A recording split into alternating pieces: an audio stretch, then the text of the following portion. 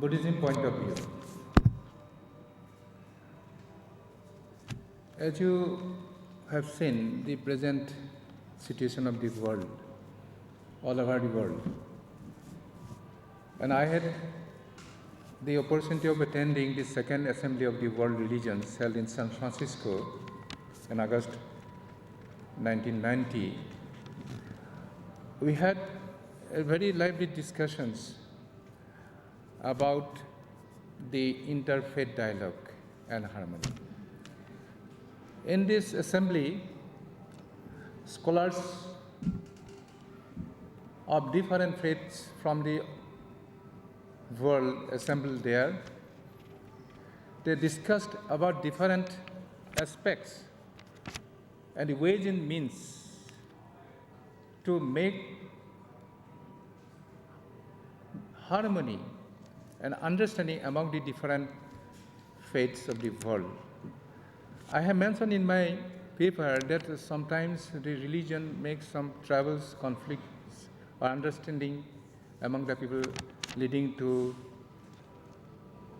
various difficulties in the human, among the human beings. So my submission is that Buddhism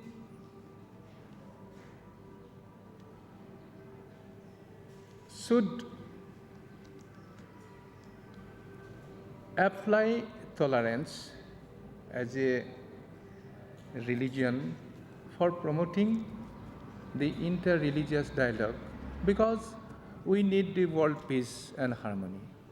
And in the second Assembly of the World Religions in San Francisco, the outcome of the discussion was that every religion has got their different ideologies. So the outcome of the assembly was that in the present day context, the religion should be for the humanism. So for the religion for humanism, the tolerance is inevitable among the different sections of the people and community and the nations. Therefore, Buddhism has that the aspect of the tolerance, and the Buddhist scholars who assembled there, they suggested that tolerance must be there, and so all scholars who assembled there, they agreed. So I think that there should not be any disadvantage about the tolerance for others, because you see, the question of the present, the world is peace and harmony among the different nations. So ultimately, the Buddhism has a strong role to play in this regard, with the tolerance, non-violence, and peace. Thank you.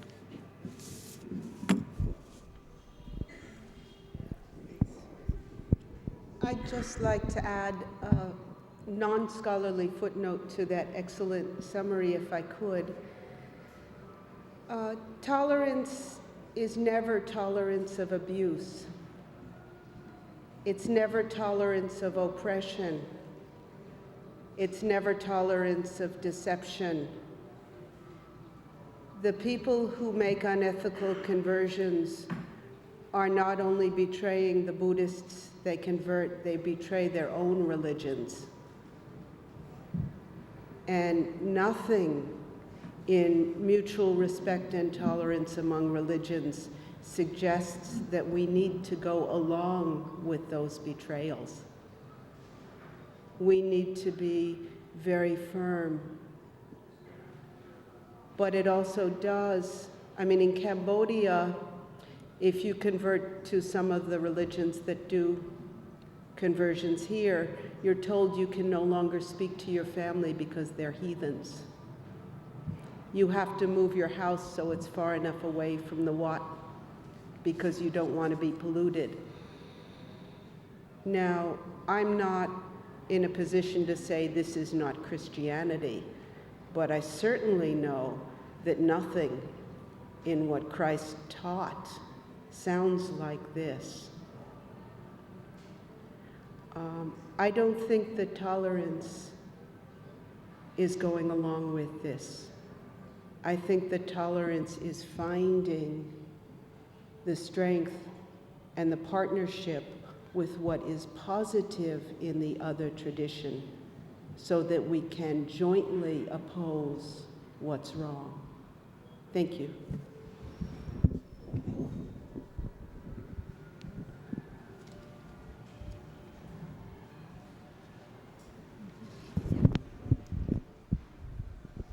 I had been firmly advised not to speak too much, but I had to break the injunctions on me because I have been tempted by this discussion. Sir, there is a discourse like what you talk about in San Francisco, in New York, in London. There is another discourse, another form of conversation. That conversation came here in the form of bombs, guns, and bullets. Now there's another form of conversation and discourse. If you want, I will just take you across to that room and show you the internet. On the internet, there are targeted groups. The words are military. And if you put Cambodia, you get different sections of Cambodia. There are particular tribal affiliations, there are particular population statistics, and how to shoot at them with the Bible. I am sure, I have not checked on Assam, I am sure I can find the same bullets in Assam.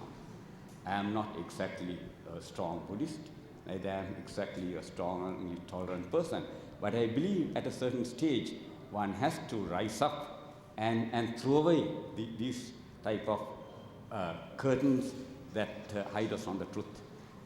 The going rate in Cambodia for a conversion was at one stage $20. In Vietnam, the last time I was there, nuns told me it was $40, $50. I would like to know what's the going rate in Assam. Regarding conversion, in Assam,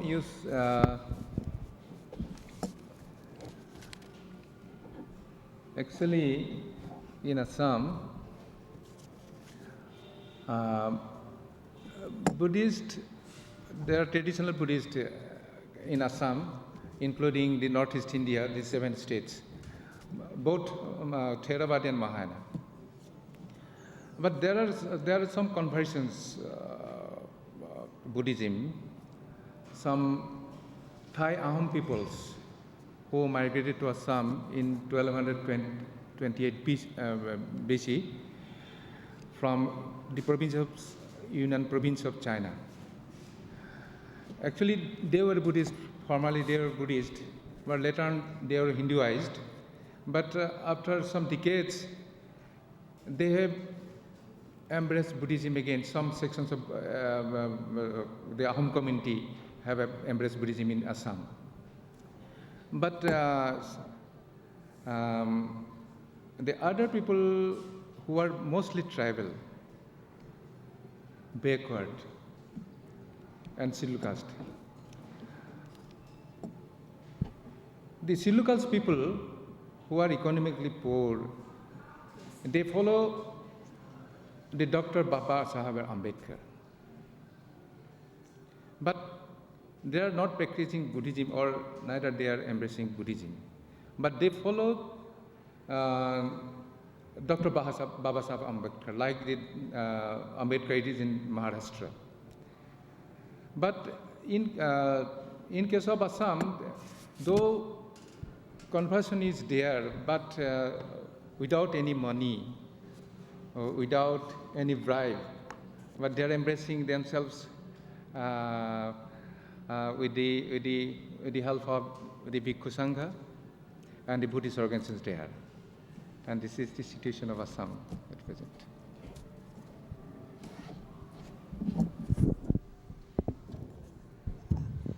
Just a quick comment. I agree very strongly with what Beth had to say about unjust conversions and the use of improper methods and lying and monetary incentives and all of this. I think we all understand that.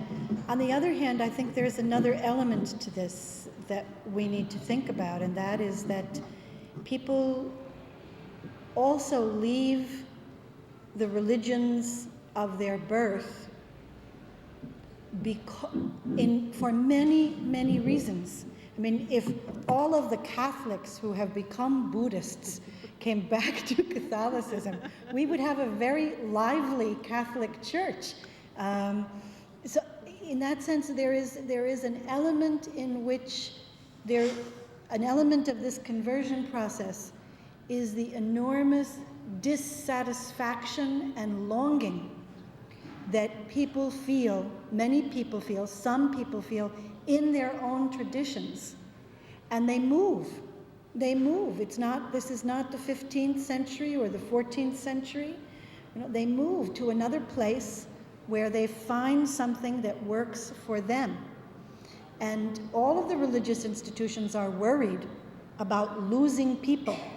The Catholics have meetings in the Vatican about this. Islam prevents people from practicing any other religion in the borders of some of its country. It's illegal to be anything but a Muslim. You worry a bit about what is happening in Sri Lanka for good reason.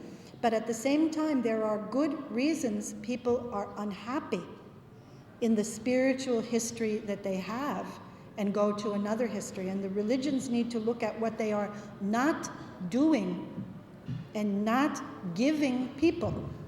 If the poor are converting to Christianity, then is there something Buddhism needs to do for the poor that it is not doing that also leads people away?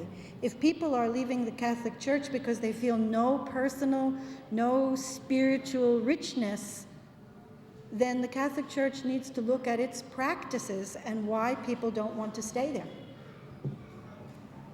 And the women question is a part of this. Some people are leaving their religion of birth because as women, they do not feel comfortable, respected, honored, and rewarded.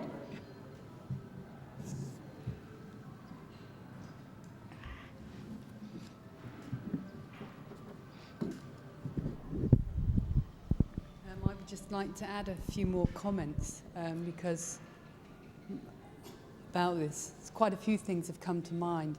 First of all, my grandparents, great-grandparents, and great-great-grandparents were all in India. This one. They were all missionaries in India, taking Christianity to the northern parts in India. And in a way, maybe I'm a karmic result or something because I'm in England, taking the teachings from England, from India in England. So this is quite a turnabout. There were just a few comments I wanted to make, really to give a picture how in different societies, different things are happening. For instance, in the East, I've heard a lot about the picture to do with monasticism and to do the full ordination talk of this issue. And in England, my experience, I'm learning a lot about this because I learned Buddhism in England. I didn't come to the East. I didn't study in India or Nepal. I learned everything in England, in my hometown. And many issues that have been brought up, they haven't been, the issues are different for us in England. For instance, one of my teachers is married. He is a Tibetan tulku, a high incarnation. He's considered very senior, and he's married to a Christian, and they've been married for 25 years. So there isn't necessarily a lot of stigma attached to one mixed marriage, and also the fear of losing your religion because of your spouse. And I'm not saying that's all the case, and that these are obviously exceptions. Also, we rely on the tolerance of the Christian tradition because we are in a Christian country. And it's quite interesting because there are many Catholics of the 17 women that I trained with, 15 of us were Catholic, were brought up Catholic, and we had either it had never touched our hearts or we renounced it. So this is quite interesting. So it's very, very much the different, a different story. Also the fact that most of us in England, some of the questions that were brought up by Francis, I was very pleased to hear, because some people do question, the hierarchical systems within religion itself. And I have discussed the Bhikshuni issue with some of my teachers, and I'm not saying it's right or wrong, but another view is that I was discussing it with my teacher Ringo Tulkur, and he said to get involved and take the Bhikshuni issue, you're still involved with the Vinaya, which is in itself very hierarchical, and there are other ways of organising one's self spiritually. And in our tradition, and not just in the tradition, but my own personal examples are that what inspires me is very realised people. And in our tradition there are realised people who are not monastics, and there are realised people who are monastics. So you have far more different role models of powerful women, or women who are empowered. And in the system, which I have to say is very young, I mean there's only, I think there's 60, 70 monks and nuns in our country at the moment, in my particular tradition, and there's only a handful of us who have been ordained more than 10 years. However, within that system we have a retreat system, and we have found over the years that some people have done strict retreat, not seeing people for 12 years, some for 8 and some for 3. And within that, there's lay people who have done 12 years, there's lay people who have done 7 years and 3 years. And within the last tradition, the last retreat, then the majority was lay people. So the lay people in the monastery actually can get as good teaching as the monastics. So it's like I'm just sort of, in a way, showing yet another picture of things that are happening. Just one last point I would like to make. I was very touched by the Dalai Lama when he was teaching in London, and about this particular issue which you say, because I feel quite embarrassed, because so many of my family in the past, and a lot of our families have been involved in this conversion, Christian conversions. And he said, there was discussion on interfaith, and he said, I've been talking to my brothers and sisters, my Christian brothers and sisters, and they really have to stop what's going on they were talking about Mongolia. And what I was touched by was the fact that he said, my brothers and sisters.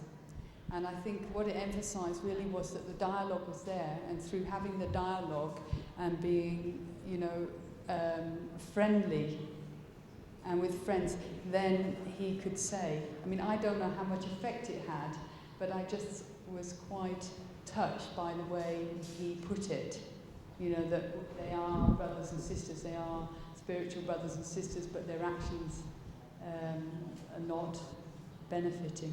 So I'd just like to add that. Okay.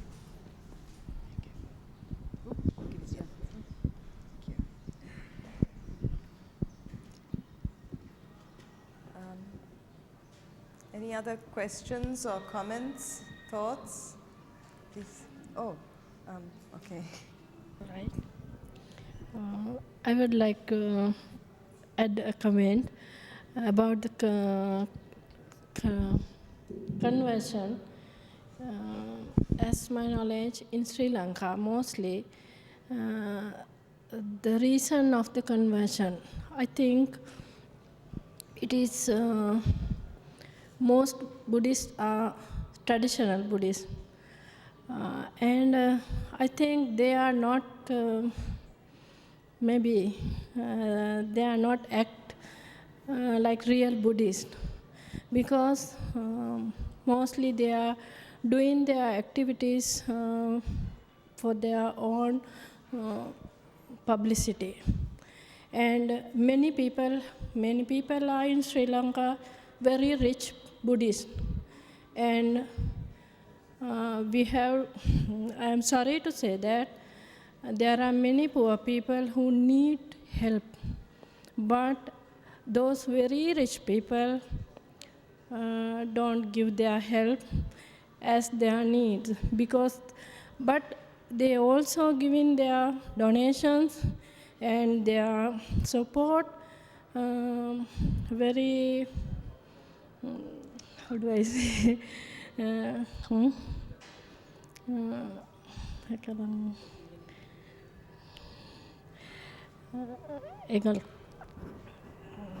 publicity, for publicity and to very main projects.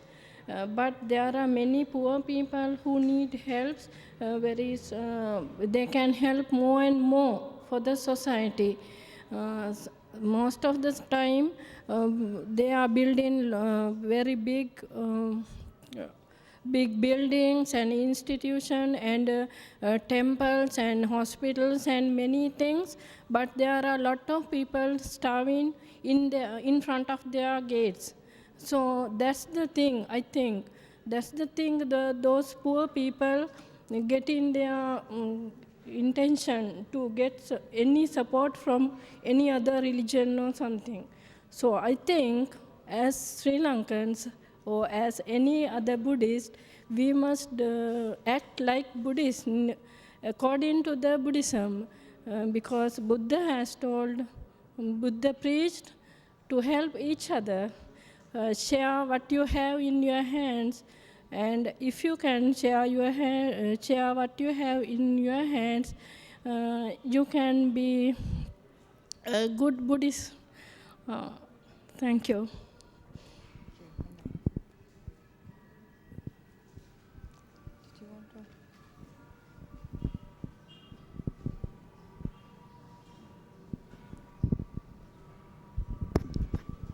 Yes, I'd just like to add a few more words on this subject of conversion.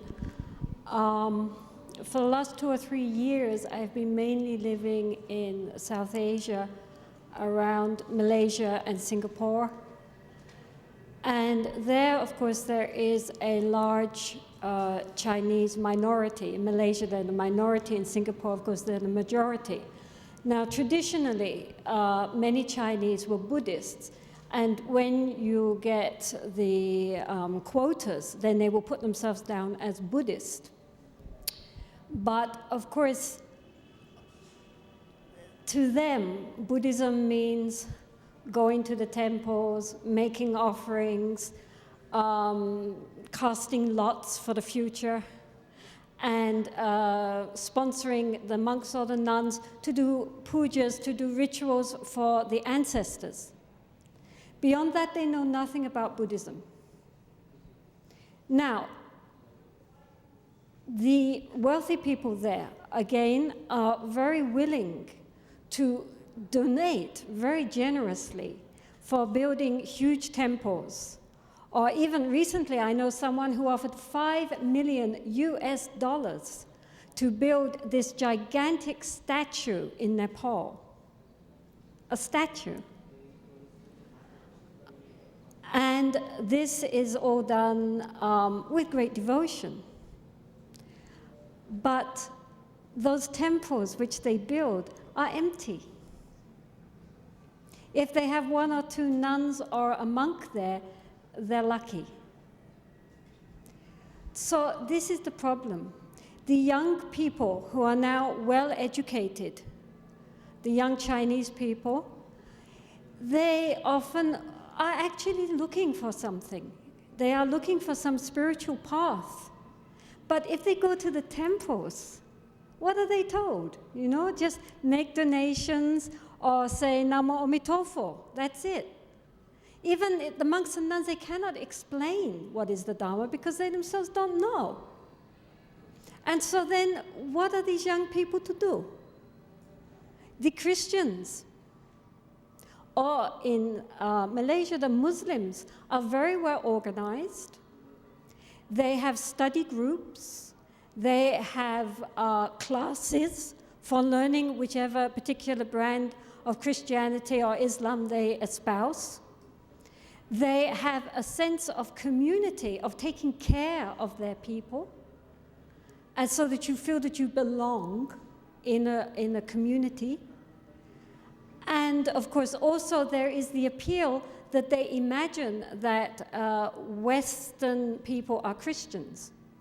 So therefore, by becoming Christian, you're more modern and more Western.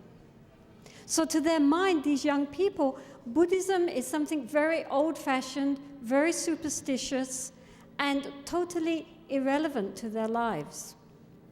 Now, in Malaysia, I was told by one Sri Lankan monk, who is the head of the Theravada Sangha in Malaysia, that there are actually 5,000 Thai monks in Malaysia. Not one of them teaches. They all do rituals and get lots of money, and then go back to Thailand and disrobe, presumably. I mean, so who are we blaming here? In this sense, we cannot blame the Christians. We cannot blame the Muslims. The blame is on ourselves, because we are not providing any service to the people, especially the Sangha. What is the Sangha for? One of the jobs, one of the duties of the Sangha is to study and to practice in order to help all beings, you know, especially to help the lay people who don't have the time to study and practice. And if they are not giving that service, then why shouldn't people go to another religion which is genuinely reaching out to help them?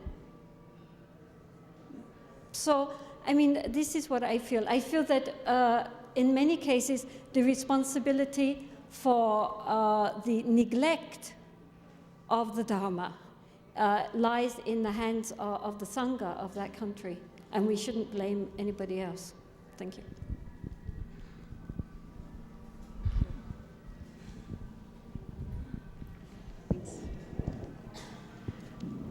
I'd just like to add an ecumenical or multi-religious perspective on this. In the 1890s, the 1870s, the 1880s, when the Christian fundamentalists were going all over the world to convert people, they also went to Palestine. And in Palestine at that time, there were Muslims, and there were Christians, and there were Jews. And the Muslims do not convert. And the Jews were not interested. But the Christian churches in Palestine were very hierarchical, traditional, quarrelsome, and empty. If you go to the Church of the Nativity, Christ's birthplace in Bethlehem, you have 4 different churches in charge of it. And they can't agree on anything, so the roof leaks. In spite of all the money that there is, the roof can't be repaired because you can't get the various forms of Orthodox Christianity to agree with each other enough to fix the roof. You know, the church politics in Jerusalem are awe-inspiringly terrible. And they have put the city at the mercy of whoever wants to grab it. Not for the first and not for the last time in the history of Jerusalem, as most of us know. Now, what's important in this story from our perspective is that when the fundamentalist Christians came there and they said, yes, come to our service. We're going to explain the teaching of Christ to you. We're going to have Sunday school for your children. We're going to have church activities. We're all going to go to the river together and be baptized. And we will answer any questions that you have to ask. The Christians, many of the Christians with profound spiritual hunger for Christ, converted from these narrow, traditional, hierarchical, non-teaching, alienated, empty churches to these tiny little shop fronts. So if you go to the Church of the Holy Sepulchre, the place where Christ was crucified, you will have bunches of services being read at any time, mostly by priests who are too bored to pay attention to what they're doing, and they make that very obvious. But if you go upstairs in somebody's house to a room twice the size of one of those carpets, you're going to find 50 people arguing, thinking, trying to figure out how to help the poor in their community, trying to see how to educate the children better. The fundamentalist Christians took over Palestinian Christianity because they offered something that was vital. Now, their theology is very strange.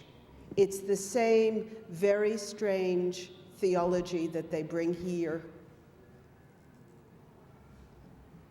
When I was working in Thailand and there was a seminar for Karenni from Burma, people would say to us, yes, we were heathens living in darkness until the Christians came. And that's how they saw their own tradition, and that is terrible.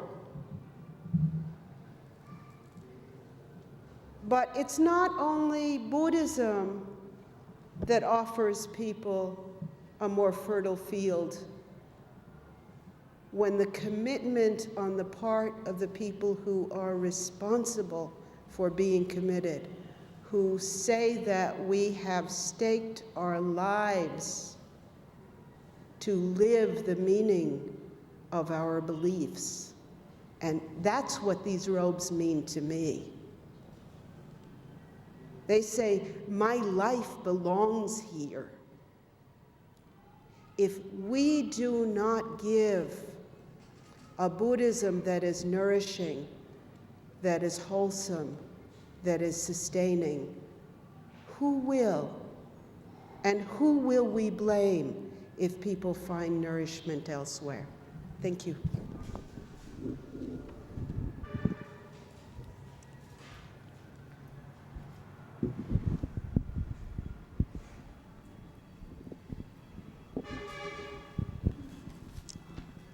Something to say, I will translate. භික්ෂු භික්ෂුණීන් වහන්සේලා ඇතුළු උගත් සභාවෙන් අවසරයි. අද වර්තමාන සමාජයේ සෑම රටකම වගේ වෙනත් ආගම් කරා ඇදී යන බව දක්නට ලැබෙනවා. බුද්ධ ආගමේ අය වෙනත් ආගම් කරාත් වෙනත් ආගම් වල අය බුද්ධ ආගම කරාත් යොමු වෙනවා.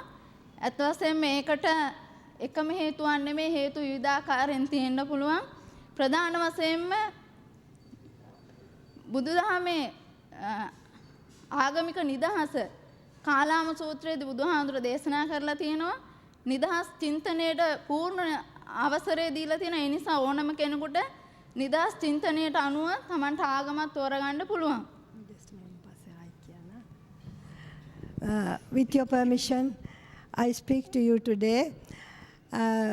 Buddhism gives much liberality into thinking. One can use thinking to discover for oneself what is best. So this liberality is made use of by many in the search of truth. So they may get deviated from Buddhism into other religions because there is no strict rule that we have to think only Buddhism. Buddhism is very liberal in outlook. බුදුරජාණන් වහන්සේ දේශනා කරලා තියෙන මගේ ආගමයි නිවැරදි ඒක පිළිගන්න කියලා කොයිම අවස්ථාවකවත් දේශනා කරලා නැහැ. ඒ නිසා ඕනෑම කෙනෙකුට පුළුවන් නිදහස් චින්තනයට අනුව ආගමක් තෝරගන්න. බුද්ධ ආගමේ අය වෙනත් ආගම් වලට යනවත්, ඒ වගේම වෙනත් ආගම් වල අය අපේ ආගමට එනවත් ඒක නොයෙක් ප්‍රශ්න මත නොයෙක් හේතු මත සිදුවන දෙයක්. අපි කැමති වෙනත් ආගම් වල අය අපේ බුද්ධ ආගමට එනවනම් ඒ වගේම වෙනත් ආගම් වල අපේ ආගමේ අය වෙනත් ආගම් වලට එනවා අපි අකමැතියි. බුදුදහමේ පළමුවෙන්ම සඳහන් කරන්නේ සිංහාලෝවාද සූත්‍රයේ සඳහන් කරන යුතුයකම් හා අයිතිවාසිකම්. පළමුව යුතුයකම් මිටු වෙන්න ඕනේ. දෙමව්පියන්ගෙන් දරුවන්ට, දරුවන්ගෙන් දෙමව්පියන්ට, ගුරුවරුන්ගෙන් ශිෂ්‍යයන්ට, ශිෂ්‍යයන්ගෙන් ගුරුවරුන්ට. ඔන්න ඔය ආකාරයට සමාජයේ මුළු සමාජයේම අයිති වන යුතුයකම් මිටුවන ආකාරයෙන් සිංහාලෝවාද සූත්‍රයේ දේශනා කරලා තියෙනවා. ඒ වගේ ගිහියන්ගෙන් පැවිද්දන්ට යුතුයකම් ඉටු වෙන්න ඕන, පැවිද්දන්ගෙන් ගිහියන්ට යුතුයකම් ඉටු වෙන්න ඕන. අපි බලන්නේ අයිතිවාසිකම් දිනා ගන්න විතරයි. යුතුයකම් ගැන හිතන්නේ නැහැ. ඒ නිසා බුදුදහමට අනුව පළමුවෙන්ම අපේ යුතුයකම් ඉටු කරන්න ඕන, අයිතිවාසිකම් ලබා ගන්න. ඒ යුතුයකම් ඉටු කෙරුවොත් තමයි අයිතිවාසිකම් ලැබෙන්නේ. Now I can elaborate also on this point. What she says is, it is not one person's responsibility, such as the clergy. The parents have a reason to look after the children, and these ethical principles must be endowed on the children. The children have a duty towards parents. Teachers have a duty towards their pupils. This ethical, the religious idea has to be inculcated in the classroom. And the children have a duty towards the teachers. And the clergy has a duty towards the lay people. And the lay people have a duty towards the clergy.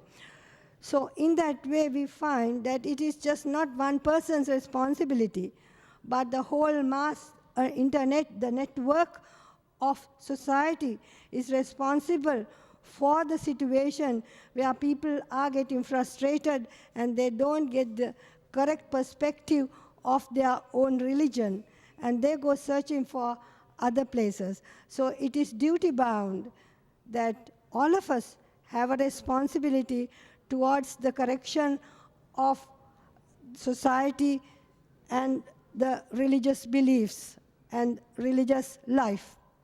First you have to live it, and then you have to practice it with the other generations.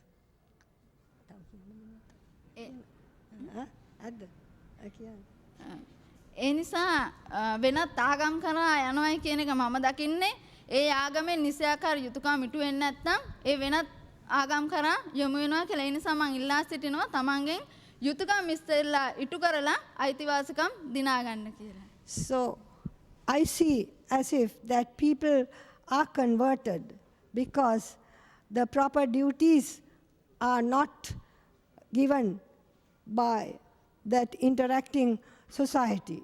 So I would suggest that we do our duties, and then we will get what we deserve. And everybody has a responsibility towards this. Thank you.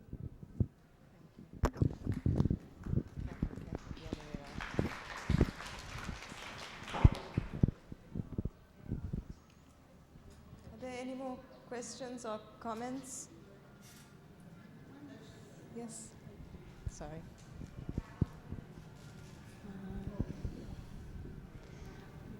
I don't know quite how to phrase it, but perhaps it's also good to point out that many of us are a product of many different religious traditions. For example, many of us Buddhists were raised Christian, and all of our moral values and our development of compassion and our training in prayer and contemplation was fostered as children in a Christian environment. So we actually are a product of several different streams.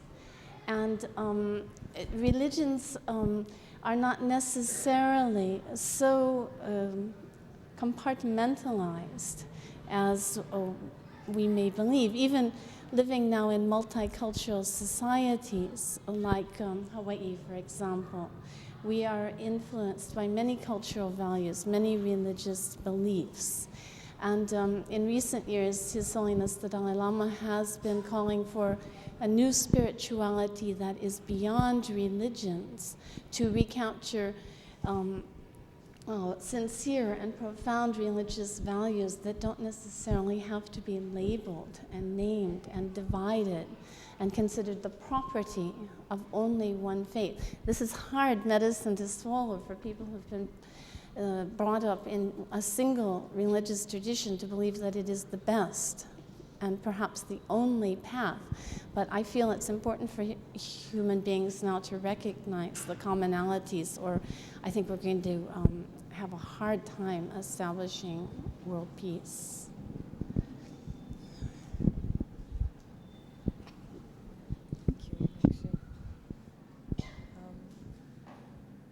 Any more?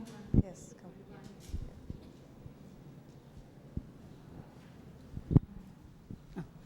Yeah. Well, when I said about Sri Lanka, it is Sri Lanka that I know best. I was thinking of the numbers. You know, in modern politics, numbers play an important game, it has very important value. So it is a number game here. Of course, I grant that what is given, very nicely wrapped, very colorful, just like all these other things that come from the West. And they are also very nicely, it is some kind of merchandise. Almost it is very nicely put across. So this, our people are attracted, the poor people mostly. That is one thing. But at the same time, now,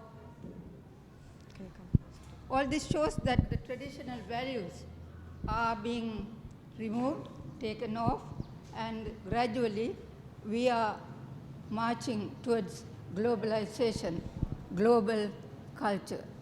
Whatever it is, now from all this we gather that the Buddhist, mostly we are talking about Buddhism and the Buddhist clergy, and the male Buddhist clergy in our respective countries must have failed. So that is lovely. Now our conference had been mostly, the emphasis was on nuns, the female clergy, female Dasasil Matas. So it is lovely ground that they will be able to work. There's so much room for them to work. Since we have failed, as our Reverend Mother said, that we are only asking for what is due. We are not performing our duties. So somebody in our country has failed in their duties. Therefore, let us hope that our nuns, our Dasasil Matas, their numbers will increase and they will fill the vacuum. They will perform the duty that our society is crying for. Thank you.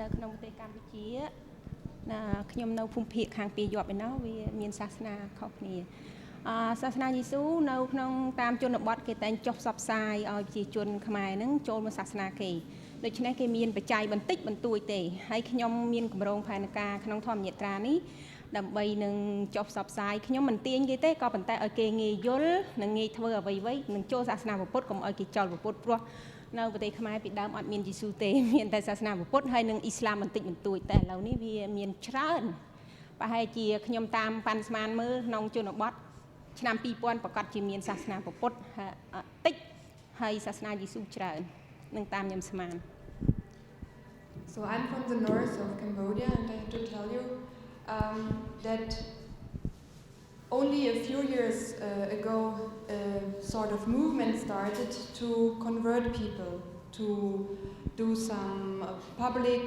announcements about Christianity, and we were usually only Buddhists, and of course in the north of Cambodia there are also minorities who are having their animist traditions, but now recently I have been watching this kind of getting people involved, and I don't like it very much because they try to attract the Cambodians and buy them over with money.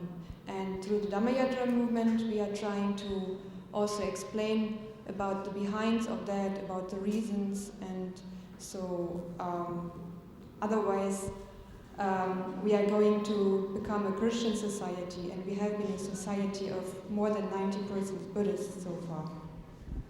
ដោយបដិបានថាខ្ញុំប៉ាន់ស្មានឆ្នាំ 2000 នឹងមានសាសនាគ្រិស្តច្រើនពីព្រោះនៅចិត្តផ្ទះខ្ញុំមានក្រុមគ្រួសារមួយគាត់មានកូនចូលសាសនាគ្រិស្តពេលលើកក្រោយម្ដាយហើយពេលជីដូនអត់ចូលទេដូច្នេះមានទំនាស់នេះជាទំនាស់មួយតូចតែថ្ងៃឆ្នាំ 2000 ប្រហែលជាមានធំតាមខ្ញុំស្មាន So for example in my immediate neighborhood there is a family where the son has decided to become a Christian, and so there is trouble in the family now because there is a split in the family. The mother can of course not accept his son to convert to Christianity. So this is now a small conflict in a family, but let's imagine what's happening in the year 2000 or 2005. Then this will be a religious war in our country.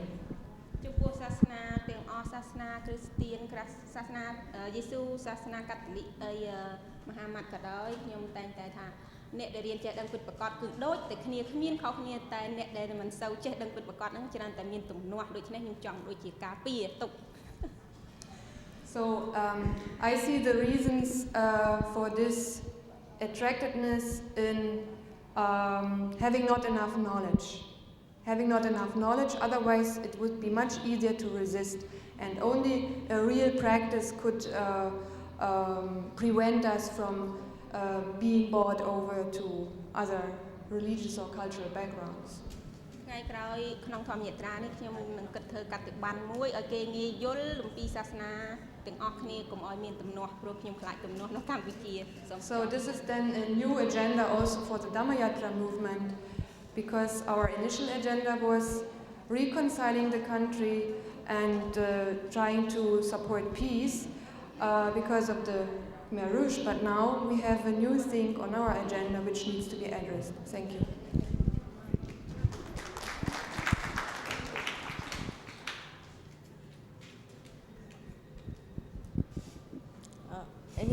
Any questions, any more comments? We've gone a long round from tolerance to interfaith dialogue and through various countries. I think it has been a very helpful, the issues that you've raised have been very helpful in sparking off this discussion.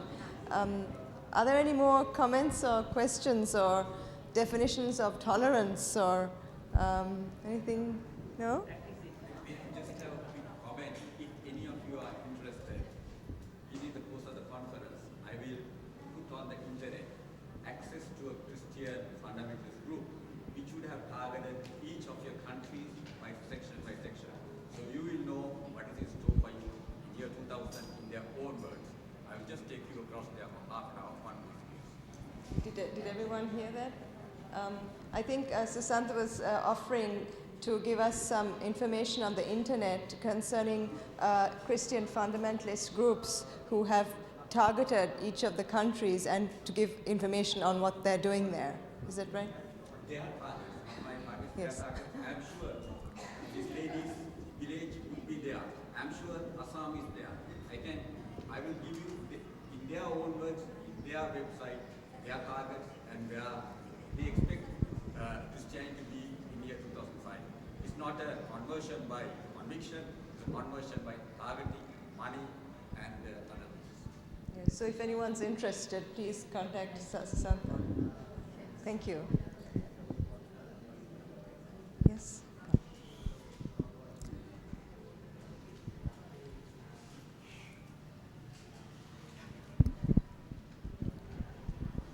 នៅប្រទេសកម្ពុជាខ្ញុំមិនអាចនឹកស្មានថាមានប្រជាជនថានៅប្រទេសកម្ពុជាមាន3ដកដែលជាឯកសា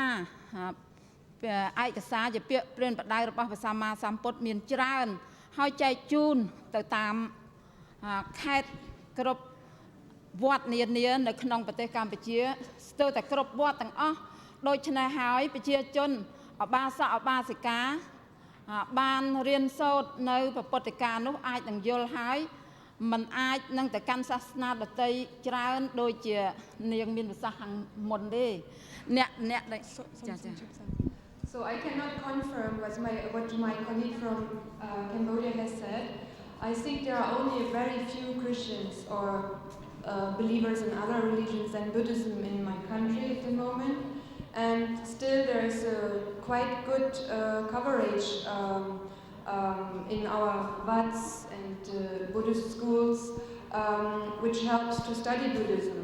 Of course, only those who are interested in studying would go to these places and make use out of the books, but they are there.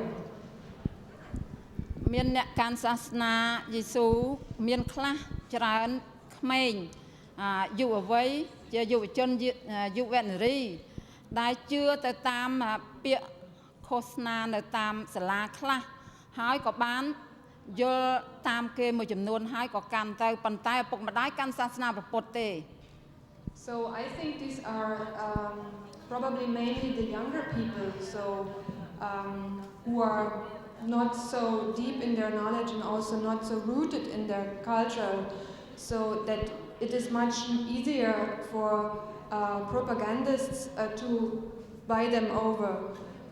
But their parents are still Buddhists, and they will also try to make their children believe in Buddhism and to remain rooted in their own culture. បើតាមខ្ញុំសង្កេតមើលទៅតាំងពីយើងចេញមកពីពេលដែលយើងដែលមានចម្បាំងខ្លាំងនេះរួចផុតមកឃើញថាប្រជាជនស្រីប្រុសទាំងអស់ទាំងក្មេងទាំងចាស់មានការភ្ញាក់រលឹកច្រើនហើយក៏ខំនាំគ្នាមកចូលរៀននៅតាមពុទ្ធឱវាទរបស់ព្រះសម្មាសម្ពុទ្ធជាច្រើន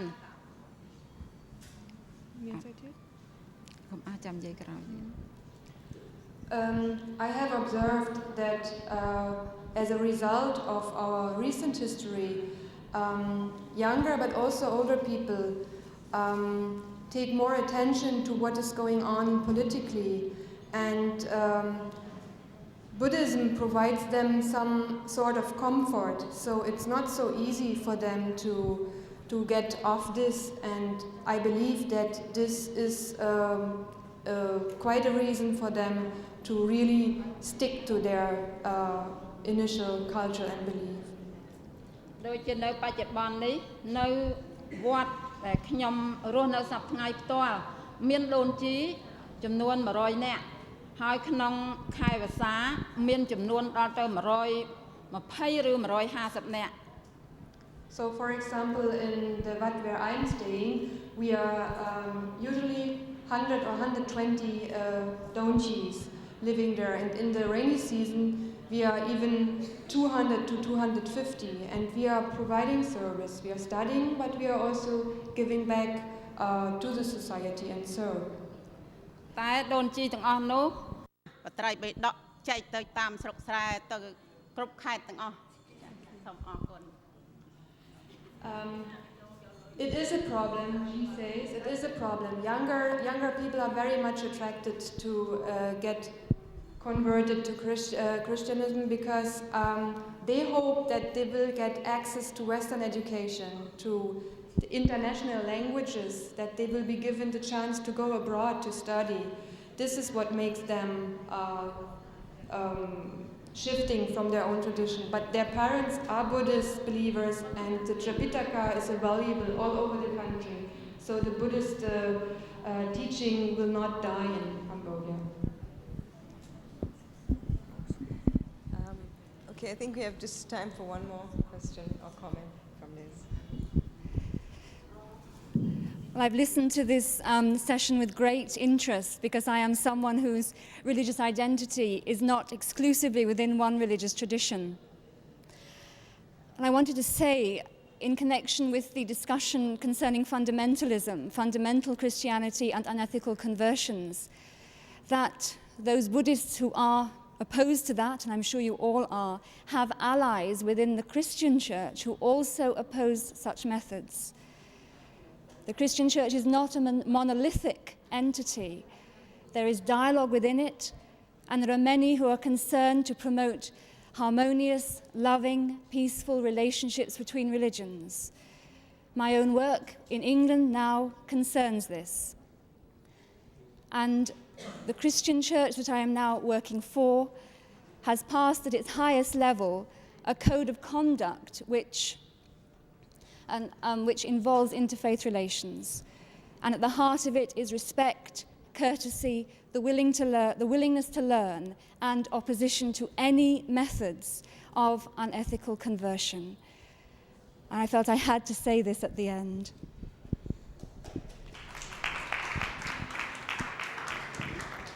Thank you, Liz.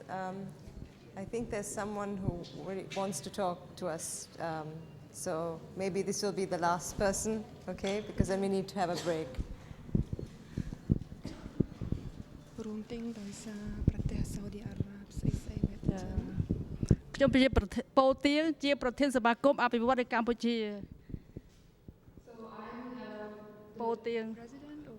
President. She is the president of the Community Development Association. យើងដឹងហើយថាប្រទេសកម្ពុជាជាអ្នកកាន់ព្រះពុទ្ធសាសនា 100% តាំងពីដើមមក So I believe that Cambodia has been Buddhist believers and they are 100%. មានព្រះសង្ឃនិងដូនជីជាតំណាង So and the venerable monks and the donjis are their community leaders. ក្រោយថ្ងៃរំដោះ3ឆ្នាំ8ខែ20ថ្ងៃមកប្រទេសកម្ពុជាយើងក៏នៅរក្សាព្រះពុទ្ធសាសនាដដែល So Buddhism was totally destroyed after the Pol Pot time. It has been re-established in total. យើងចូលមកដល់ឥឡូវនេះគឺថាយើងបានដឹងថាប្រទេសកម្ពុជាคล้ายសាសនាច្រើនណាស់ដែលចូលមកគឺដល់តែ3 4 ចា But recently we have been observing the problem that other religions are coming to Cambodia. ចាមានគ្រឹះសាសនាមូស្លីមយេហូវ៉ានិងពុទ្ធសាសនាយ៉ាងនេះចា Christianity and the Islam. ចាស់នៅរក្សាពុទ្ធសាសនាដដែលប៉ុន្តែជនដែលនៅក្មេងគឺថាអ្នកមិនមែនវែងទេគឺអ្នកអត់ឃ្លានដូច្នេះហើយដោយសារគេជួយមកទៅតាម community មួយសហគមន៍មួយហ្នឹងគឺជាម៉ាស៊ីនដេជាលុយជាកាក់ឬគេប្រាវិហាចូលទៅគឺថាឆ្លងទៅគេអស់ហើយ So briefly, it is an economic problem. People, especially the younger people, are attracted by getting access to income generation or skill trainings, or even getting access to language schools and getting abroad to study. ដូច្នេះក្នុងនាមខ្ញុំជាប្រធានសមាគមសំណុំពរមតិស្ត្រីអន្តរជាតិដែលមកសន្និសីទនៅលើកទី5នេះនឹកឲ្យឃើញថាព្រះពុទ្ធសាសនានឹងរីកដុះដាលឡើងវិញដោយសារយើងជាស្ត្រីអ្នកកាន់នៅមានច្បាប់វិន័យត្រឹមត្រូវ So I want to urge you to believe that here at this International Buddhist Women Conference, I can promise that we, the Cambodian Buddhist women, are trying our very best to preserve Buddhist culture in our country and to help re-establishing what got lost. ដោយអភិវឌ្ឍធនធានមនុស្សគឺបង្រៀនសិស្សនិស្សិតពីក្មេងតូចៗនឹងឲ្យយល់ពីព្រះពុទ្ធសាសនា So we have to invest in human resource to keep our people in their own tradition. និងអភិវឌ្ឍធនធានសេដ្ឋកិច្ចគ្រួសារនឹងឲ្យមានខ្ពស់ឡើងវិញចា ពីនេះចាសូមអរគុណចា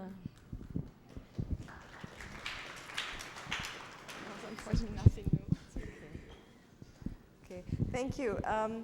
We've had a very interesting and fairly long discussion, but it's been worthwhile. I think perhaps we should all take a 5-minute break now before we go into our projects, if people would like to take a 5-minute break now. Yes? Okay. Thank you very much, panelists.